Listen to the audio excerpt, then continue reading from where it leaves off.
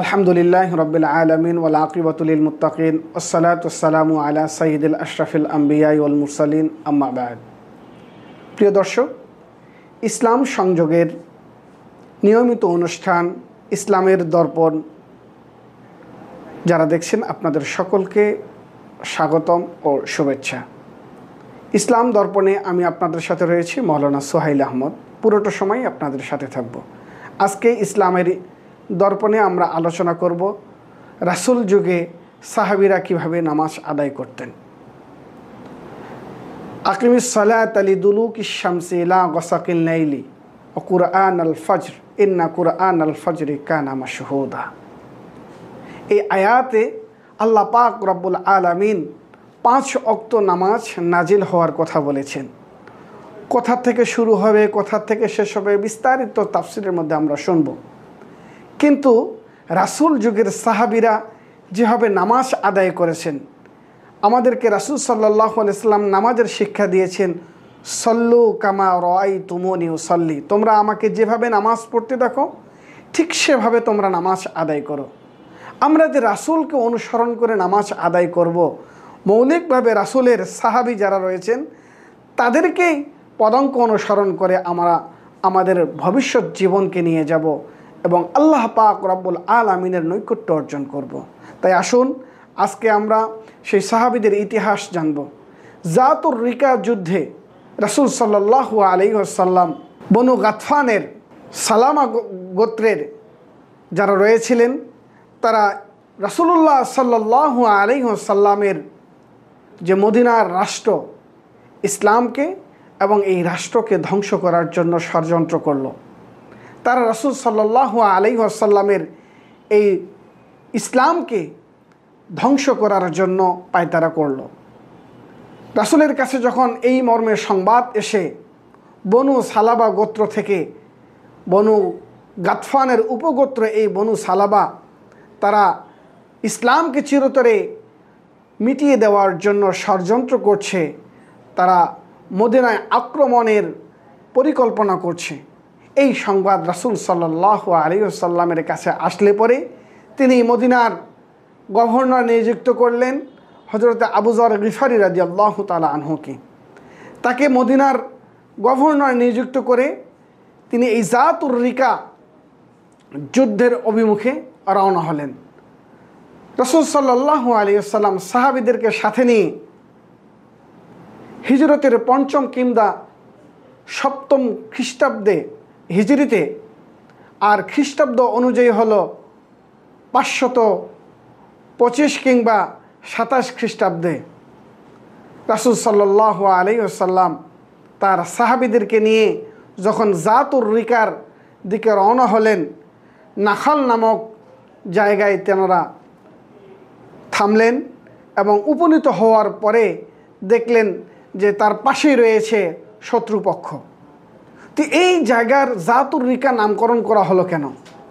মুফাসসিরিনে কেরাম বিভিন্ন কথা বলেছেন। তার মধ্যে একটি হলো যে এই যুদ্ধে যে পতাকাকে উড্ডয়ন করা হয়েছিল এই পতাকা ছিল তালিযুক্ত, যার কারণে এটাকে জাতুর রিকা বলা হয়। আবার অনেকে বলছেন আসলে না, পতাকা না, সে সময় যে নাখাল উপত্যকা ছিল এটা ছিল অত্যন্ত কাদাময় এলাকা। এখানে বৃষ্টি হওয়ার কারণে সাহাবা একরাম যুদ্ধের জন্য প্রিপারেশন নিতে পারছে না, তারা চলাফেরা সুন্দরভাবে করতে পারছেন না, পা পিছলে পড়ে যাচ্ছেন। এই কাদাযুক্ত হওয়ার কারণে সাহাবা একরাম পায়ের মধ্যে তারা পট্টি বাঁধেন, কাপড় ছিঁড়ে পট্টি বাঁধেন। এই জন্য এই যুদ্ধকে জাতুর রিকা বলা হয়। তো এই যুদ্ধে যখন রাসূলুল্লাহ সাল্লাল্লাহু আলাইহি ওয়াসাল্লাম এই নাখাল নামক উপত্যকায় উপস্থিত হলেন এবং যুদ্ধ ছাড়াই যখন রাসূল সাল্লাল্লাহু আলাইহি ওয়াসাল্লামের উপস্থিতি শত্রুপক্ষ টের পেলেন, তখন তারা পলায়ন করলেন এবং রাসূল সাল্লাল্লাহু আলাইহি ওয়াসাল্লাম পরবর্তীতে সেখান থেকে ফিরে আসলেন। আসার পথে হযরত জাবির রাদিয়াল্লাহু তাআলা আনহুর সাথে অনেক ইতিহাস রয়েছে, অনেক ঘটনা এখানে রয়েছে, কিন্তু সর্বশেষ ঘটনা হযরত জাবির রাদিয়াল্লাহু তাআলা আনহু বলেন, আমরা যখন এই যুদ্ধ থেকে ফিরে আসতেছিলাম তো আসার পথে আমাদের রাত হয়ে গেল, সন্ধ্যা হয়ে গেল, তখন আমরা একটি গুহার নিচে আশ্রয় গ্রহণ করলাম এবং সেখানে রাত যাপন করার আমরা স্থির করলাম যে আমরা এখানেই থাকবো। রাসূল সাল্লাল্লাহু আলাইহি ওয়াসাল্লাম আমাদেরকে এখানেই তাঁবু গাড়ার নির্দেশ দিলেন। তো আমরা যখন সেখানে তাঁবু গাড়লাম, রাত হয়ে গেল, রাতের মধ্যে রাসূল সাল্লাল্লাহু আলাইহি ওয়াসাল্লাম সাহাবীদেরকে সকলকে ডাক দিয়ে বললেন, যেহেতু আমরা যুদ্ধ থেকে ফিরছি, তো সুন্নত হিসেবে আমাদের দায়িত্ব পালন, পাহারাদার হিসেবে, নাইট গার্ড হিসেবে কাউকে থাকা অত্যন্ত গুরুত্বপূর্ণ।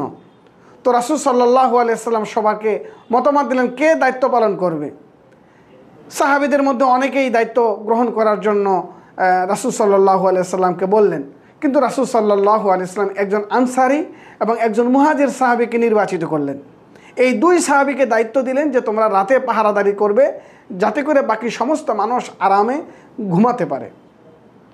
তো এই দুই সাহাবী যখন রাসূল সাল্লাল্লাহু আলাইহি ওয়াসাল্লামের দায়িত্বপ্রাপ্ত হলেন রাত্র পাহারা দেওয়ার জন্য, তারা দুজনে সলা পরামর্শ করলেন যে শুধু শুধু সময়টা নষ্ট না করে আমরা এটাকে ইবাদতে কাটিয়ে দিতে পারি।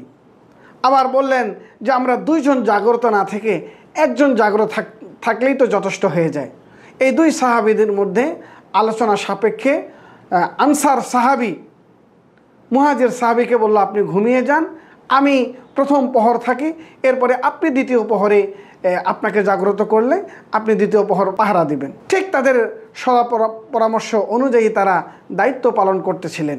এমন সময় রাসূল সাল্লাল্লাহু আলাইহি ওয়াসাল্লামের যে সাহাবী, আনসার সাহাবী, তিনি নামাজের নিয়ত করলেন যে আমি শুধু শুধু সময়টা নষ্ট না করে নামাজ পড়ব, নামাজে দাঁড়িয়ে যাই।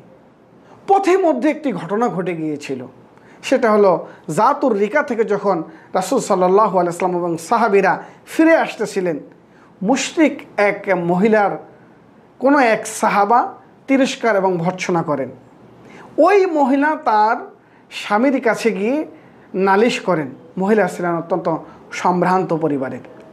তো তার স্বামী রাগে ক্রোধে গদগদ করে এর প্রতিশোধ নেওয়ার জন্য প্রতিশোধ পরায়ণ হয়ে উঠলেন। তিনি বললেন, মুসলমানরা আমার স্ত্রীকে ভর্ৎসনা করেছে, তিরস্কার করেছে, আমি এটা বরদাস্ত করব না, আমি এর প্রতিশোধ নেব। তিনি প্রতিশোধ নেওয়ার জন্য রাসূল সাল্লাল্লাহু আলাইহি ওয়াসাল্লামের কাফেলার পিছু নিলেন। তো যখন রাসূলের সাহাবীরা এই রাত্রি যাপনের জন্য জায়গা নির্ধারণ করলেন এবং একজন সাহাবী নামাজে দাঁড়িয়ে পাহারা দিলেন, এই সময়টাকে সে সুযোগ হিসেবে কাজে লাগানোর জন্য দূর থেকে তীর নিক্ষেপ করা শুরু করলেন। প্রথম তীর যখন সাহাবীকে নিক্ষেপ করলেন, সাহাবীর শরীরে এই তীর বিদ্ধ হলো, কিন্তু সাহাবী নামাজ ছেড়ে দেননি। দ্বিতীয় আরেকটা তীর নিক্ষেপ করা হলো, এই তীর আসার পরও সাহাবী নামাজ ছেড়ে দেননি। তৃতীয় তীর যখন নিক্ষেপ করা হলো, সাহাবী তাড়াতাড়ি তার নামাজকে সমাপ্ত করে রুকু সেজদা করে তার সহচর যিনি ছিলেন তাকে জাগ্রত করলেন। সেই মুহাজির সাহাবীকে জাগ্রত করে বললেন, প্রিয় ভাই আমার, আমি শত্রুর পক্ষ থেকে আক্রান্ত হয়েছি, শত্রু আমাকে তীর নিক্ষেপ করেছে। তো এই অবস্থা যখন মুহাজির সাহাবী দেখলেন, তখন বললেন যে আপনি প্রথমেই আমাকে জাগ্রত করলেন না কেন?